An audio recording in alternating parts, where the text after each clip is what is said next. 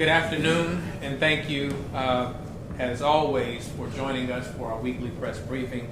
We do believe that this is an important part of the work that we do, to not only inform residents of what is taking place, but also to answer the questions that the media puts forth to us, which we are certain that our residents want to know the answers to those questions as well.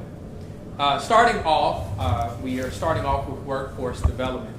The City of Jackson has partnered with Hines Community College for a workforce development program funded by the W.K. Kellogg Foundation. Let's give that a round of applause.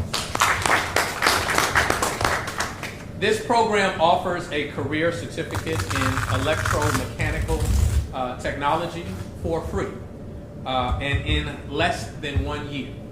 The workforce development program provides individuals with instruction preparing them to enter the job market in fields such as machinery maintenance, blueprint reading, CAD, and PLC programming. Here with us today with the Jackson Resource Center is Patalamus White, the Executive Director, Dr. Ashley Stewart, Faith White, and Joseph Holliday. If y'all would please join us to speak more about this program. Also, with Hines Community College, Mr. David Creel is here with us. I'm going to let you lead off and just speak to this program and your expectations and desires. Thank you, Talbot. I don't know if this mic is working. No, you're good. Got good. Good morning. Good morning. And you can say your name. I'm Patalamus White, Executive Director of the Jackson Resource Center, and we are honored to be here with you guys today. This is a total privilege for us to partner with the Kellogg Foundation, the City of Jackson, and Hines to help individuals in our community, in our own community, change their life. I mean, literally change their careers. I'm going to get out of the way today. I'm not going to say a lot, and I'm going to let Dr. Stewart, who is our Education Director, come forward and speak more on the program.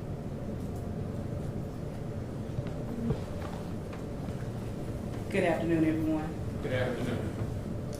Thank you so very much. As I already been stated, it is a privilege and an honor to be in your presence and also have this partnership with the City of Jackson, with the Kellogg Foundation, and with Hines Community College. Because of this program, thousands will have the opportunity to have an education that they didn't have the opportunity to have. They'll have free education from the month of March all the way to December. And during that time, we offer case management and monitoring for all of our students. And that case management entails that we will assist those students through the process to make sure that they will have the academic success and also the skill mastery that's expected for residents of the City of Jackson. During that time that each of our students will have the opportunity to work with a success coach. And our success coaches will assist our students through making sure that they have the resources necessary to not only master the skills, but also have job placement that they will need for later. This is an awesome opportunity because 2.5 jobs will be created by 2025, and we also know that 50% of our workforce will have to be retrained because of the new technology that is coming and being created. So this opportunity will allow all of our residents of Jackson to be trained so they will have the skills necessary to be successful. Thank you so very much for your time and have a great rest of the day.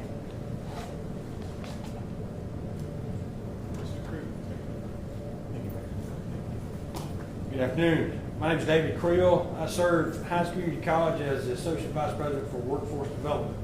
And it is indeed a privilege to be here, an honor to be here with the Mayor and all of you and partner with the City of Jackson and the Resource Center on this initiative. The opportunity to use their funding to pay the tuition and fees for students from across the City of Jackson to take part in the electromechanical program.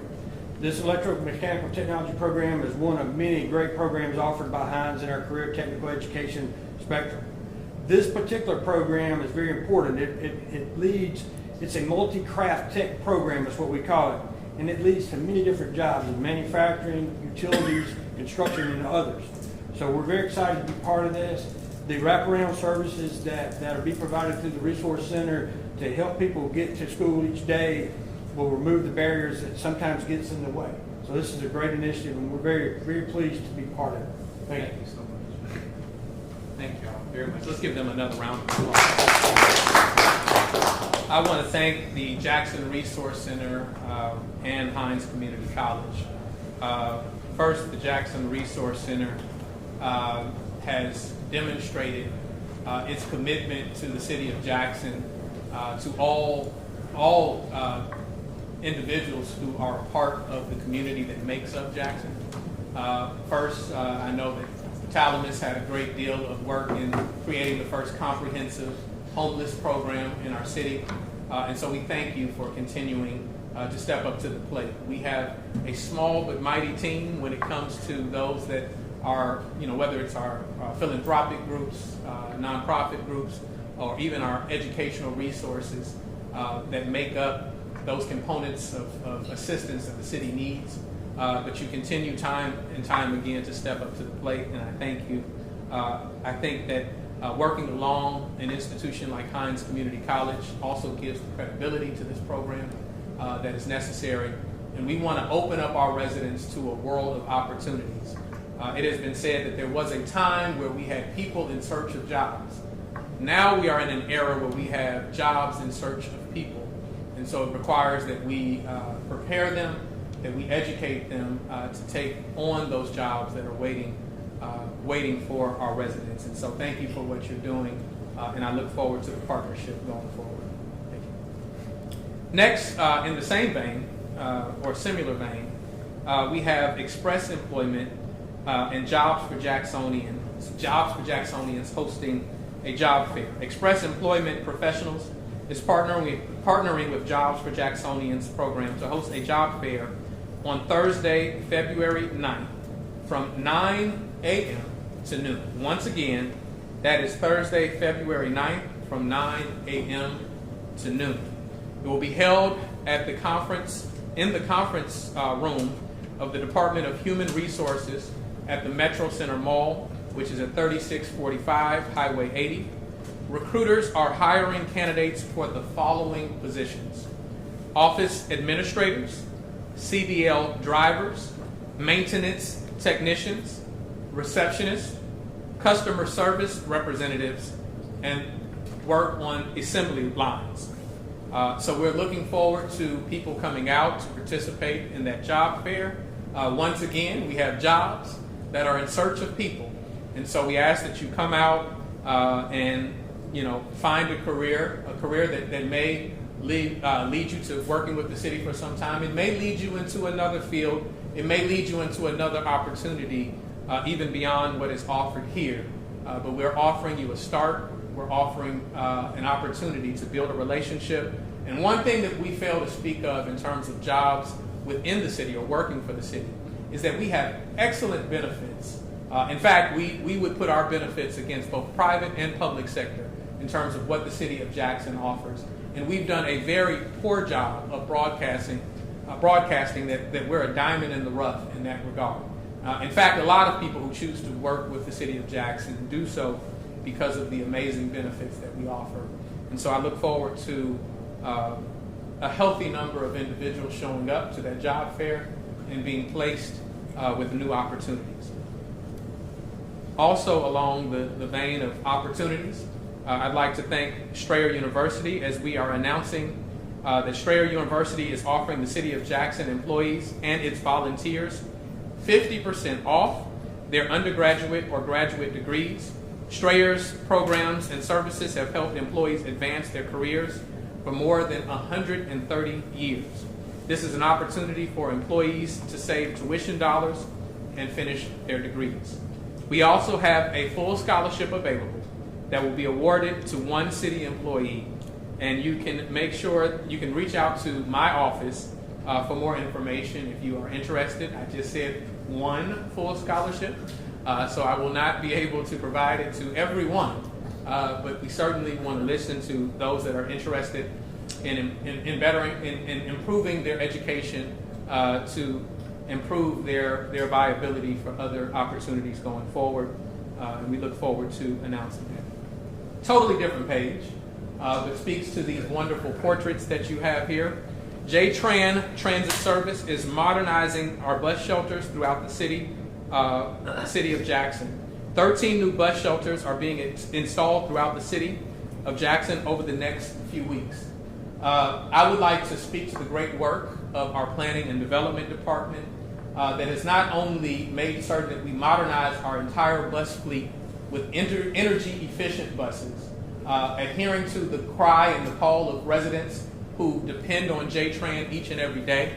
If you have not needed to ride J-Tran, then you may not understand the value and the importance of J-Tran. But for those residents who do, those who are without a vehicle, those who may have disabilities that don't allow them to drive, we owe this service to them so that they can be able to commute through our city in an efficient way. When we look at issues of poverty, the corollary between the ability to get from one destination to another, the commute time has a strong correlation between generational poverty and how we take steps of getting out of that. And so this is an important thing that we must accomplish, not only for those residents that currently depend on J-Tran, but for the future and the growth of our city. We must be able to present a robust public transit system. We want to be a multimodal mobility city. What that means is whatever form of transportation or transit you choose, we want to be amenable to that. If you choose to ride J-Tran, ride share. If you choose to walk, ride a bike, we want to make certain that we're improving our city in a way that makes all of these forms of transportation accessible and a part of building a walkable city that is enjoyable for all of our residents. And so we're grateful for their work. I think that these are beautiful shelters, and it is a much needed improvement from where we've been over the last couple of decades, really. And so we're happy to see these join our city. I'd like to now shift to our fire department and acknowledge that our fire chief, Willie Owens, was honored with the Presidential Service Award last month. This award recognizes the highest level of service achievement. This award is for those who have contributed more than 4,000 hours of service in their lifetime. Please, let's give Chief Owens a round of applause.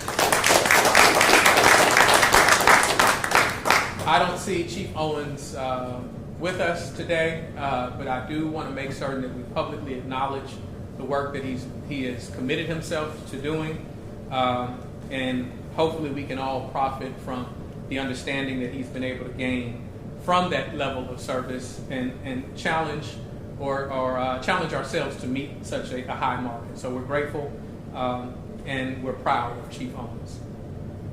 I announced this at our last press conference, our initiative to stop trashing Jackson. A reminder that it kicks off on March 4th at several locations across our city. I spoke of all of the divisions that will be working, from our solid waste division to our parks and recreation. We will be calling on our planning and development department to participate. We are also asking local businesses, schools, community groups, and so forth to partner with us as we take back our neighborhoods and streets. This campaign is the launch of an ongoing effort to beautify our community. In addition to this citywide cleanup, which should not only make our city more aesthetically pleasing, but also demonstrate our unity, our willingness to collaborate with one another, we will be looking for ongoing and routine efforts to maintain our city. Quite honestly, where we find ourselves when we look at all of the litter and illegal dumping, it is far beyond the capacity of the city to manage on its own. Second, the spirit of entitlement that leads people to believe that you just throw something on the street and the city will pick it up is one that we are willing to combat. We are looking to change city ordinances that make it more accessible for us to penalize people and not have residents put themselves in harm's way as they monitor or when they witness people who are littering in our city. And so we look forward to taking advantage of that and making it easy for our municipal court system to prosecute offenders. We want to embarrass, I said this before, we want to embarrass those that think that it's okay to litter in our city. And so we'll be looking to supplement with additional contracts. I've been in conversation with Commissioner Willie Simmons about our highways and what their schedule of pickup is on our highways. They have an issue which is beyond their capacity to deal with. And so as we supplement these contracts, we think that it will help us maintain our city on a routine basis, but we're going to start. We're going to start by cleaning up on our own. I also mentioned that we're willing to shut off access to certain streets that are havens as illegal dump sites. If we can't demonstrate the type of pride, if we can't demonstrate the responsibility that it requires to take care of our communities, then it will become a little less convenient to travel through streets that may be considered shortcuts because we're not going to simply settle for our city being in the condition that it has been in. Lastly, before I open up for questions, I do want to address a matter that I have addressed limitedly to this point, and that is a matter dealing with an officer, a death that took place of an individual that was in our custody of JPD. This investigation is being maintained by MBI.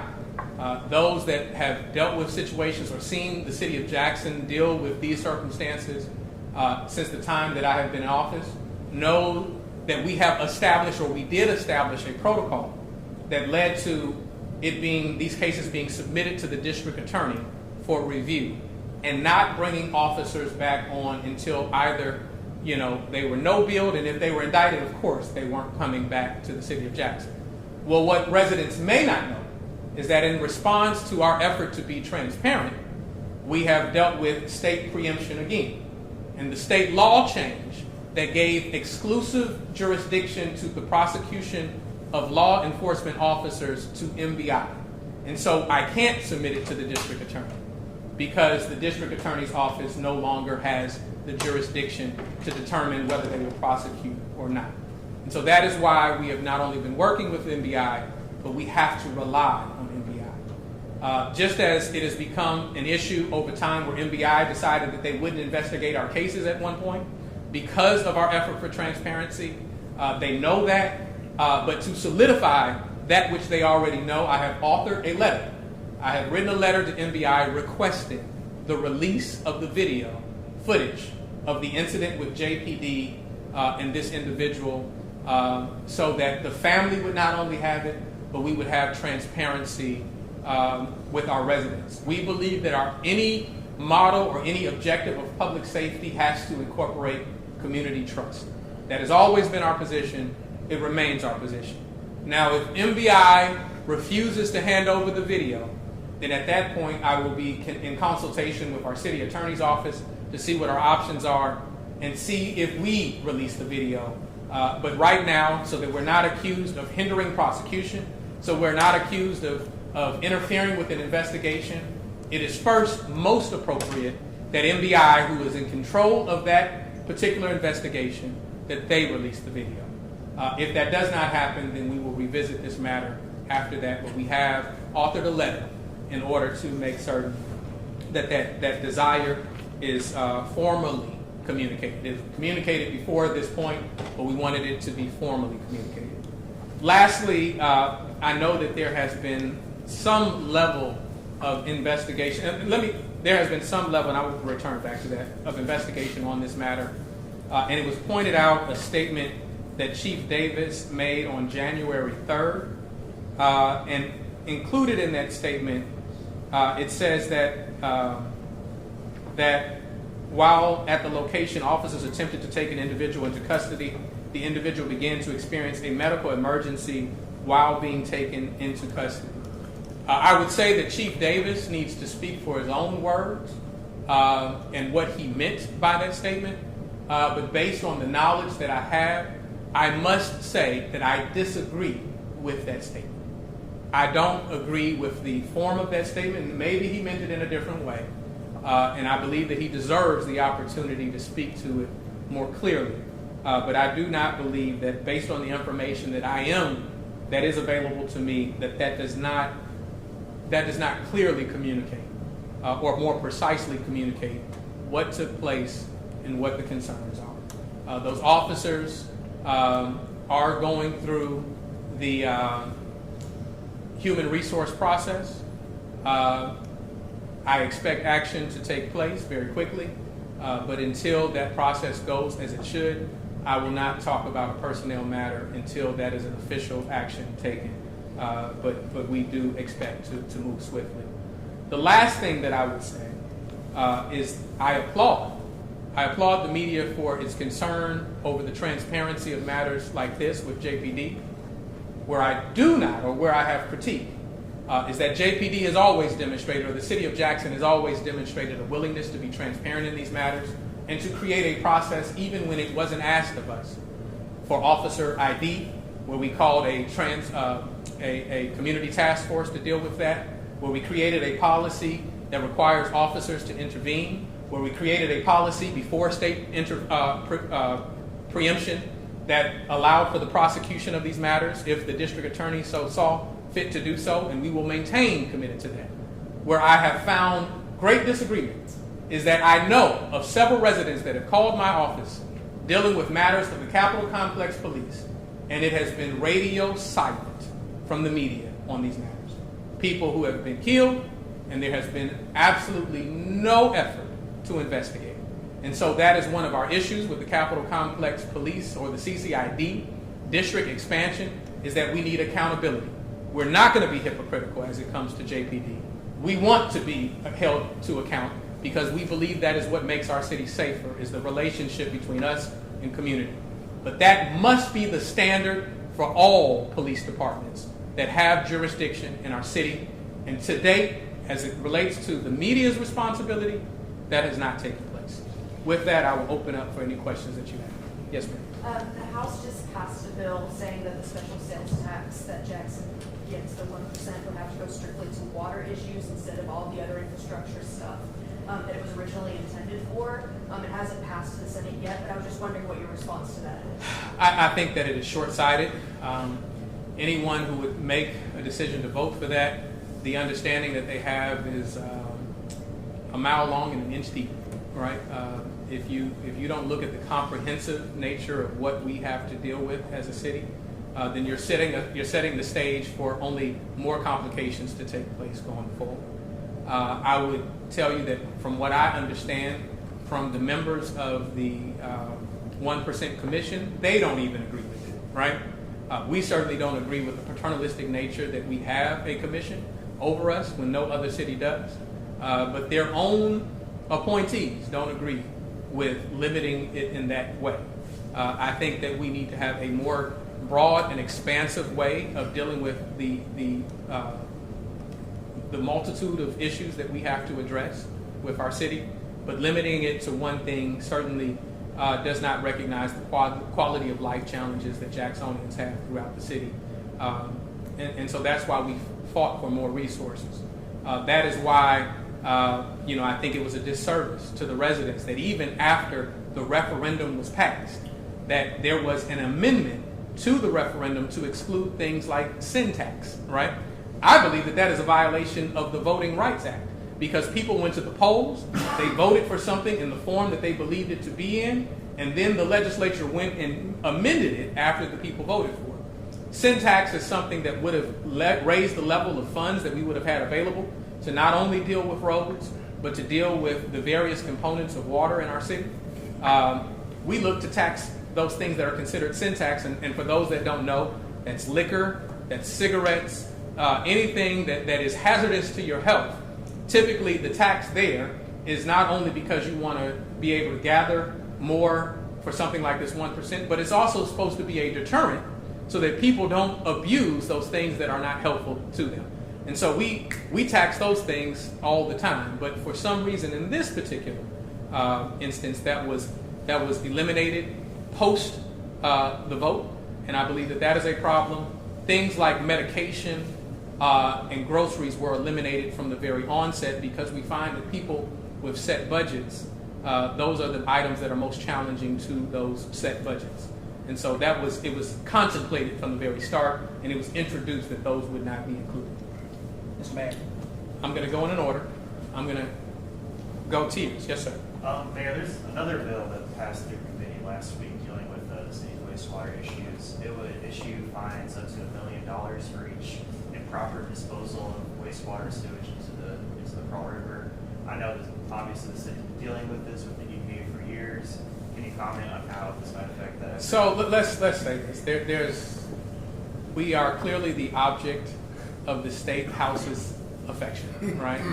Everything that they do, there isn't an issue in another city in Mississippi. There is nothing else to deal with. We are under a consent decree that predates me, that we're working through. We're working through modifications. I will just say that I have a number of questions about the legality of a number of things that are being suggested. There is an order to these things. There is a body that is a regulatory body that not only looks at the city but looks at the state. I think that there are just more ways contemplated to be increasingly punitive to the city of Jackson.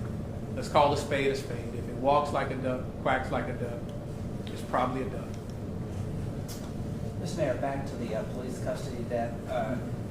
Were you suggesting, I'm not sure if the chief actually said that, or maybe if the fact there was a statement that was put out that you're disagreeing with. Have you spoken to the chief about that? And I have spoken to the chief about it once it was brought to my attention. There was a statement released. And I'm not suggesting any nefarious intent on behalf of the chief. But as I personally read the statement, and based on what I know, I do have disagreement with the statement. I'm not saying that he intended to say or mislead anything. That's all I can say at this period of time. But I do not believe, based on my reading of the statement, that it accurately portrays what I believe to have happened. it's unusual for the mayor to publicly disagree. You're disagreeing with some aspect of the investigation. Are you suggesting these officers maybe cross the line from misconduct to improper conduct, misconduct? I have not disagreed with the investigation because this is not the investigation. The investigation is being accomplished by the Mississippi Bureau of Investigation, right? And yes, it is unusual for the mayor to sit up here and disagree with the chief. I feel that I owe our residents honesty, right, and transparency. I am not telling you that I believe that the chief intended to make a statement to deceive. What I am saying is, by my interpretation, using my brain of interpreting what these words mean, I do not agree with these words. I can see many ways in which, one, what may have been available to him at the time would have led him to make this statement, or he may have been intending to say something else, but I don't believe it was accomplished. And so, yes, you're correct. It is rare that that happens. But I do disagree with this statement as I read it. I'm sorry, one more thing on that. So you're questioning the mayor's words? Is that based I'm not on questioning the mayor's words because I'm in control of them. the police chief's words, based on some personal knowledge you have about what happened at that during that incident? I am questioning the chief's words, or I am disagreeing with the chief's words based on information that has been shared with me. And that's all I will say at this time about that. Yes, sir. Just two questions from me. And I'm sorry, I'm going to come back. Last briefing, you said you had plans to name an interim public works director last Yes. week. Did that happen? That will happen this week. I'm sorry. We need to be able to shore up some things, and that will just be an interim post. We are working with a search firm already. Our city attorney's office has already begun the process to move a contract forward so that we can do a national search, so that we find the right fit based on the new duties and responsibilities of a public works director for the city of Jackson. And secondly, I know you spoke a lot about certain council people who are holding press briefings blaming certain blight, dilapidation on the lack of a public works director. And you noted the real problem is that they're just not reporting these issues to the city. I reached out to a couple who say they have. Is there any proof I could get from your administration that they haven't been reporting this? I don't know how you prove the non-existence of something, right? I can't prove that they didn't submit something. They would have to prove that they did. Now, I didn't say for every council person. right? There are councilpersons that do communicate on a routine basis. Then there are others that don't communicate anything at all. I think that you've had council members, when you've interviewed them, that have said, I don't talk to the mayor, right? I don't talk to the mayor at all. Well, that's not how government works, right? I don't have to like you in order to work with you, right? Not suggesting that I don't like anybody, but that's the nature of work in whatever field you're in. Everyone who's listening to this report, there may be somebody that they work with that is just not their favorite person. They don't call them for holidays, and they don't spend a lot of time outside of work with them. But they understand their duties and responsibilities, and they understand who they have a responsibility to ultimately. And to not communicate, to not share that information, does not hurt my feelings. What it does is it hurts the resident who wants their issue addressed. And I think that that is problematic. Are we talking about Councilman Stokes? I don't have a problem. He is one of them, yes. To piggyback off what Ross was talking about, have you actually had a conversation with the police chief about y'all's differing opinions on this?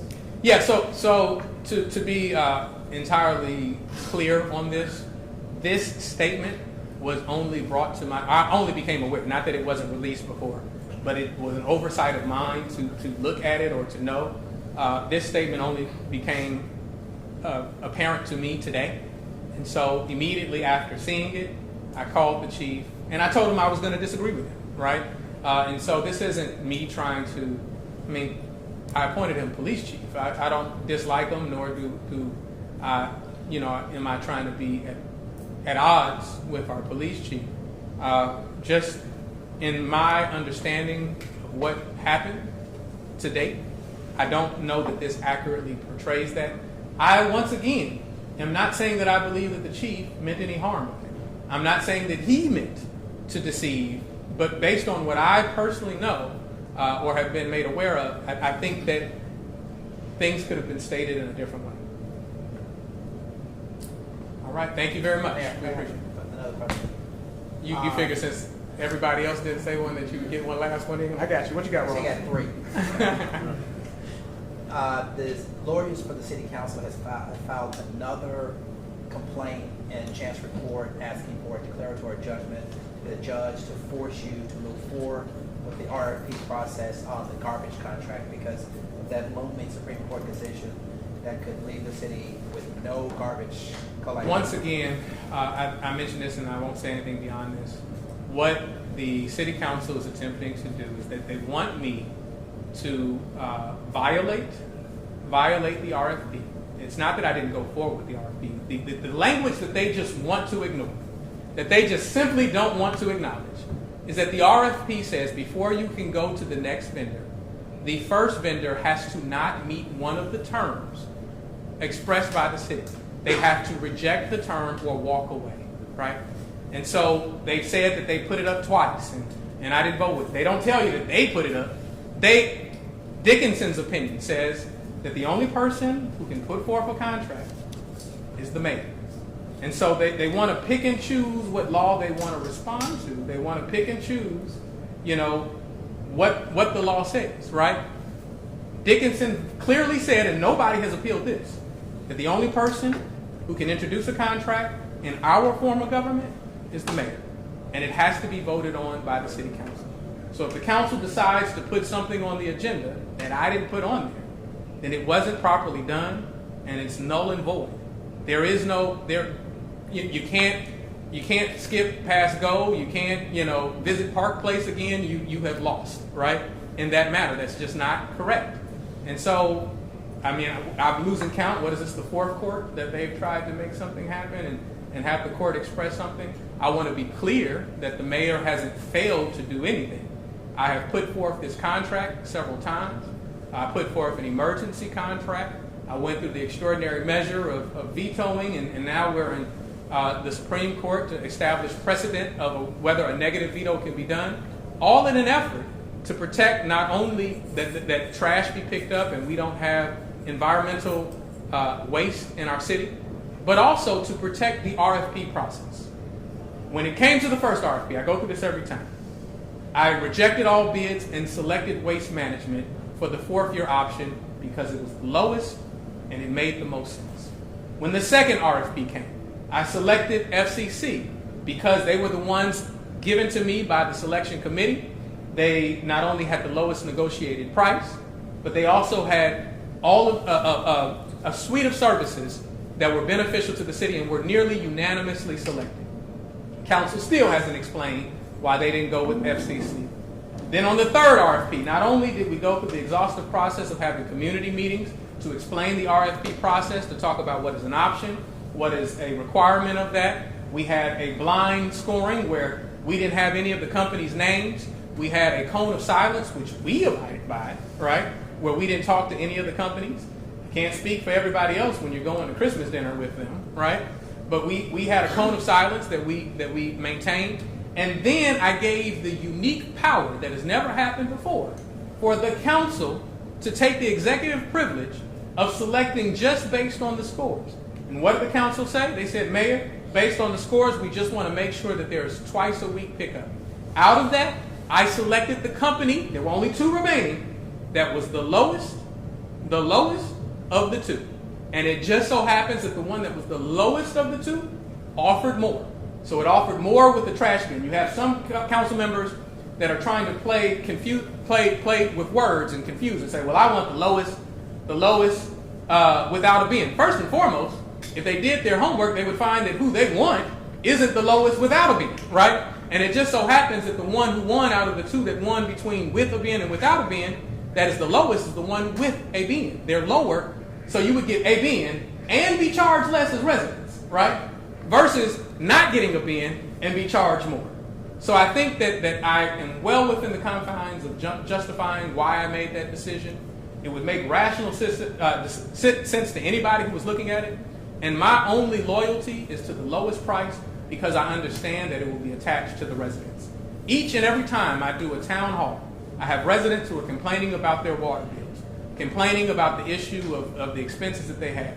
And we are rectifying that, and we're working very intently to solve it. At the same time, I'm not going to saddle them with an unnecessary debt that they should not have to pay simply because we want to take care of our friends. Thank you very much.